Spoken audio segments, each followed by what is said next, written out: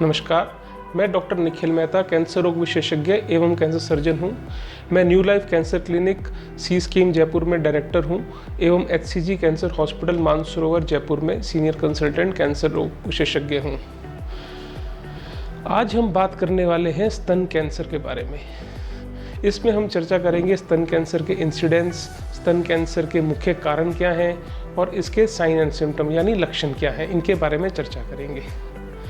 जैसा कि आपको मालूम है कि भारत में महिलाओं में सबसे ज़्यादा पाया जाने वाला जो कैंसर है वो स्तन कैंसर है।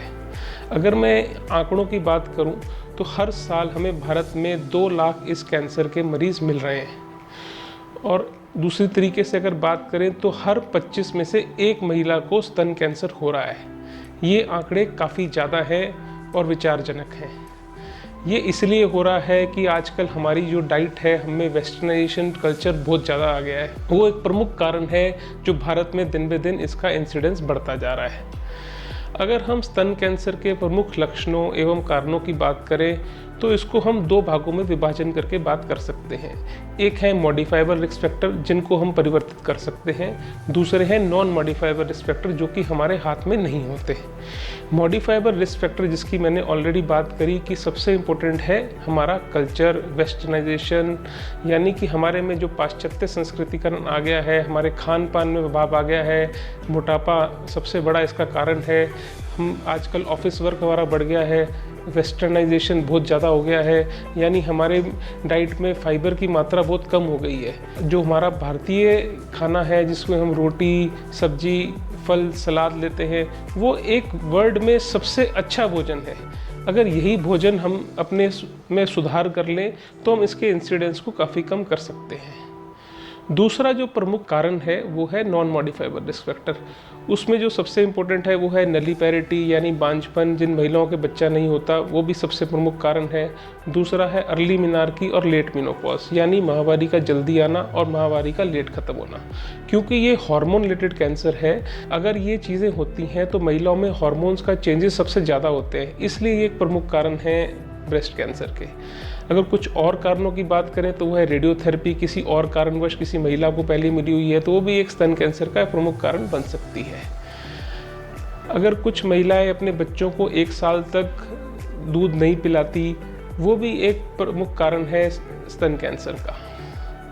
अगर इसी उपलक्ष्य में हम स्तन कैंसर के प्रमुख लक्षणों की बात करें तो सबसे प्रमुख लक्षण जो चिंताजनक है वो है पेनलेस लंप इन ब्रेस्ट, यानी ऐसी स्तन में गांठ होना जिसमें दर्द नहीं होता। मेरे पास बहुत सारी महिलाएं आती हैं, कहती हैं कि हमारे स्तन में गांठ है लेकिन इसमें दर्द नहीं हो रहा, इसलिए हमने डॉक्टर से परिचय नहीं किया या परामर्श नहीं ली। लेकिन मेरा उनसे यही कहना होता है कि हमें उसी गांठ की ज़्यादा चिंता है जिसमें दर्द नहीं होता। यही कारण है कि जिससे कि महिलाएं हमारे पास एडवांस स्टेज, दूसरी या तीसरी स्टेज में आती हैं और पहली स्टेज में नहीं आती, क्योंकि उनको दर्द नहीं होता और वो दिखाती नहीं। अगर ऐसी गांठ का हम समय पर इलाज शुरू कर दें तो बहुत ही अच्छे रिजल्ट्स आ सकते हैं। दूसरा जो प्रमुख लक्षण है स्तन कैंसर का वो है ऐसी स्तन से पानी आना जो कि हरे, लाल या फिर पीले रंग का हो सकता है। ये भी स्तन कैंसर के लक्षण हो सकते हैं। या फिर एक स्तन का भारी हो जाना, दूसरे स्तन का पतला हो जाना, वो भी एक लक्षण है। या फिर स्तन से संतरे की तरह मोटे मोटे चकत्ते निकलना। अगर बगल में किसी महिला को गांठ लग रही है तो उसका भी एक बार निरीक्षण जरूर करवाएं, वो भी एक स्तन कैंसर का लक्षण हो सकता है। अगर इनमें से कोई भी आपको लक्षण मिलता है तो डॉक्टर से परामर्श लेना आवश्यक है। फिर हम बात करें कि और क्या क्या हमें ऐसी चीज़ें हैं कि जिसके लिए हमें चिंता होनी ज़रूरी है।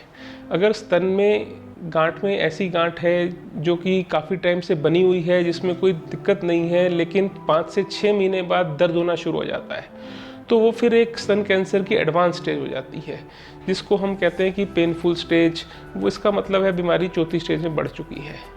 उन कंडीशनों में ये भी हो सकता है कि हमारे लिवर में सूजन आ जाए, हड्डियों में दर्द शुरू हो जाए, तब ये कैंसर बहुत आगे बढ़ चुका होता है और इसके लिए हमारे पास हथियार कम होते हैं, यानी इलाज करना मुश्किल हो जाता है। तो मेरा यही राय है आपसे कि अगर आप जल्द से जल्द हम इसके शुरुआती लक्षणों को पकड़ें और शुरुआती तरीकों पर इलाज करवाएं तो हम बहुत ही अच्छे रिजल्ट दे सकते हैं और स्तन कैंसर का पूरी तरीके से निदान कर सकते हैं।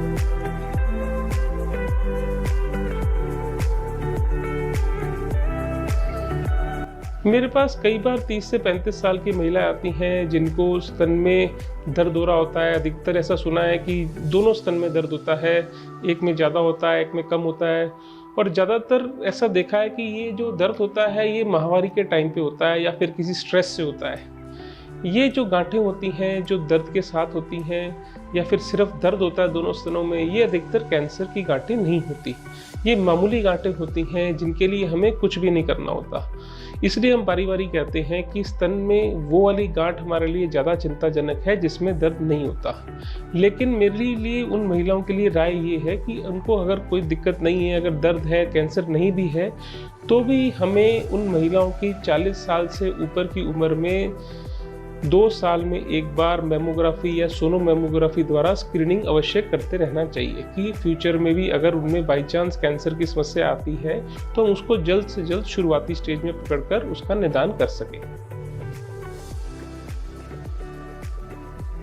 आज की डेट में इतनी एडवांसमेंट आ गई है कि हम स्तन कैंसर को शुरुआती लक्षणों में या फिर उसके लक्षण होने से पहले भी पकड़ सकते हैं। इसके लिए हमारे पास ब्रेस्ट कैंसर की स्क्रीनिंग उपलब्ध है। ये स्क्रीनिंग मैमोग्राफी या सोनोमैमोग्राफी के रूप में है। अगर हम विश्व की या भारत की गाइडलाइंस देखें तो हर महिला को 2 साल में एक बार मैमोग्राफी अवश्य करवानी चाहिए ताकि हम स्तन कैंसर को पहली या उससे पहली स्टेज में ही पकड़कर उसका पूरे रूप से निदान कर सकें।